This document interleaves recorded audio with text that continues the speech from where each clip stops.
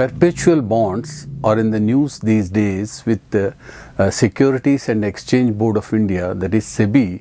issuing fresh guidelines on the valuation of these bonds. Perpetual bonds are issued by the banks under AT1 bonds. They are also known as AT1 bonds because they are mobilized under alternate Tier 1 capital of the banks. So it is required to shore up the capital adequacy ratio of the banks. Now, after the financial crisis of 2007-8, there was a need for ramping up the capital base of the financial institutions which have suffered a great loss during the global financial crisis, and hence Basel Committee on Banking Supervision came out with a new capital adequacy framework that is also known as Basel III in 2010 December. It introduced an additional capital known as capital conservation buffer of 2.5% to be maintained by the banks in addition to the minimum capital adequacy ratio of about 8%. So under this, for the first time, alternate Tier 1 capital has been introduced, under which the AT1 bonds can be issued by the banks to mobilize alternate Tier 1 capital. So these are perpetual bonds which normally do not carry any maturity date. There will be no maturity date because they are perpetual in nature, and they are equal to equity, but they are issued as perpetual bonds. They carry no maturity date, but usually in practice the issuing banks can have a call option where the issuing entities can buy back the bonds after a period of say 5 years to 10 years, but it is at the option of the issuing entities. In order to augment the capital, many of the financial institutions have issued AT1 bonds with a call option of about 5 to 10 years, after which the bonds can be bought back by the issuing entities at a coupon rate that varies from banks to bank according to the rating of the issuing entities and according to the market conditions, according to the what you call interest rate curve at which the markets are. Now AT1 bonds can be issued up to a maximum of 1.5% of the risk weighted assets of the banks. And if any bonds are issued beyond 1.5, they can go to, they will be reckoned as part of Tier 2 capital. Now, these perpetual bonds were issued after the Basel Committee 3 was introduced in 2013 by Reserve Bank of India, and these were going on well for till all of a sudden Yes Bank wrote off all the AT1 bonds of about 8,415 crore rupees, hitting the investors' confidence, and it has brought the riskiness of AT1 bonds to the fore.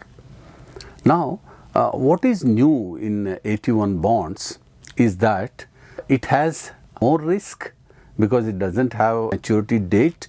and of course, it carries a better yield, that is better coupon rate, and most of the banks have issued it, and now I think the outstanding AT1 bonds in the market are close to about 100,000 crores, and now SEBI, in order to protect the interest of the investors, that is most importantly the retail investors, has brought out a circular a few days back stating that these bonds are to be considered as having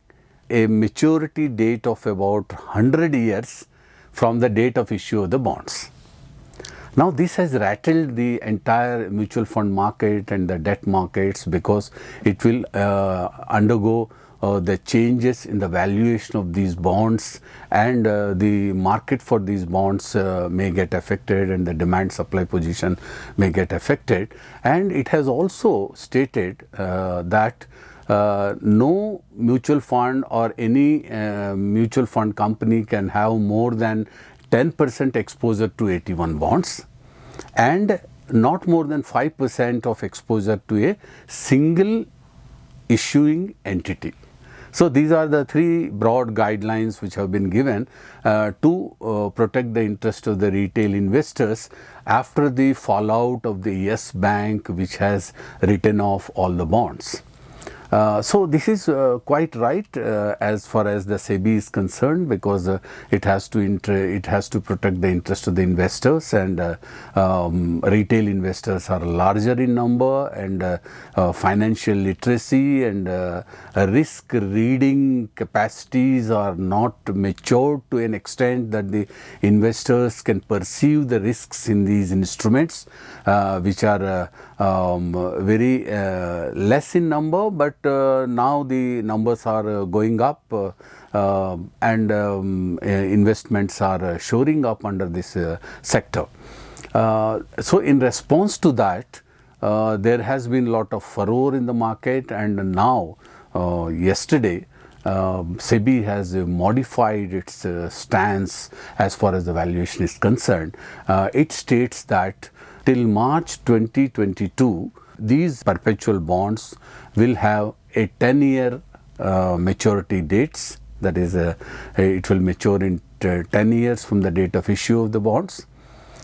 These will be in next 6 months. The duration will be increased from 10 years to 20 years to 30 years. And from April 2023, these perpetual bonds will carry a maturity date of 100 years as it was originally envisaged. Now, what is the change between what the SEBI was saying a week back and now is that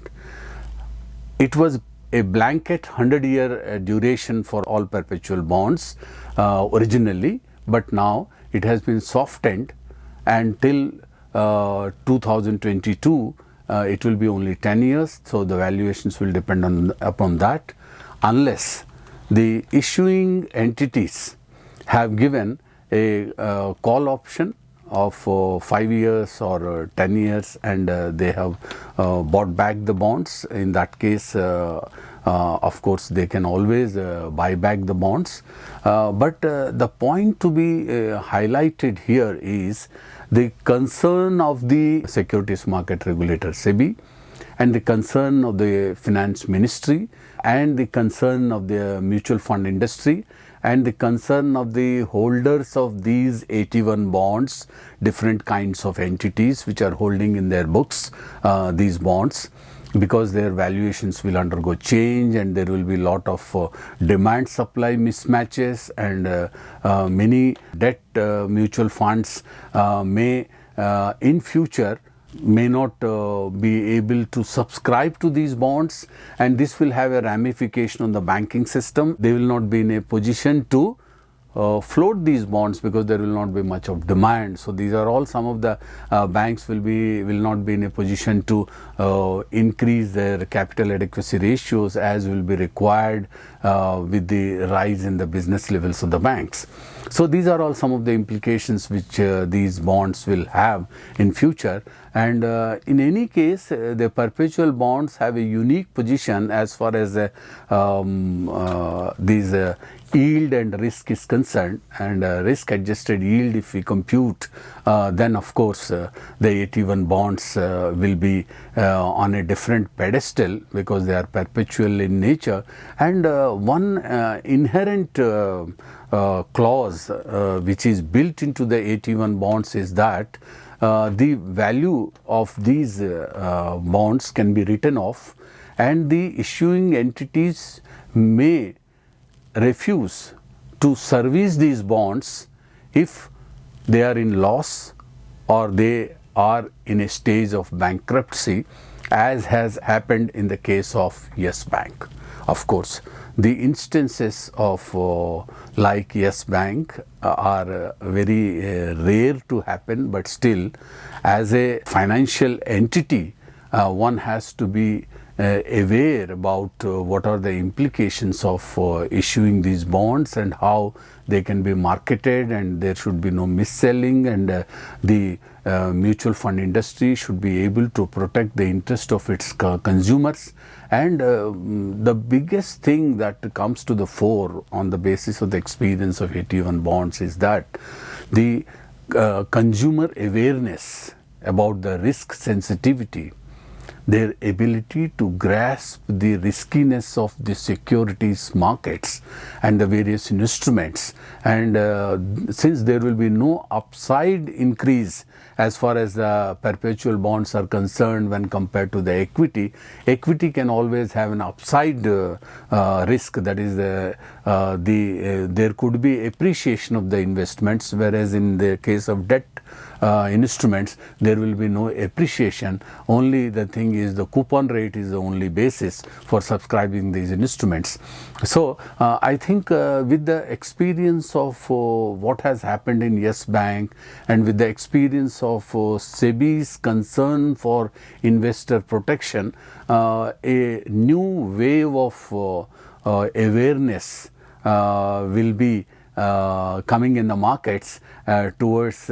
assessing the riskiness of the instruments that are floated in the market. So it's a good going as far as AT1 bonds are concerned. The bonds will stay in the market, the investors will stay invested in the market. At the same time, both will be balancing the risks as they go ahead with the navigation of these kinds of instruments in the market. And the future takeaway is that any instrument, there has to be transparency, there should be disclosures, there should be very clear understanding of the risks inherent in these instruments. There should be no fine print, because there is a long relationship between the issuing entities and the risk absorbing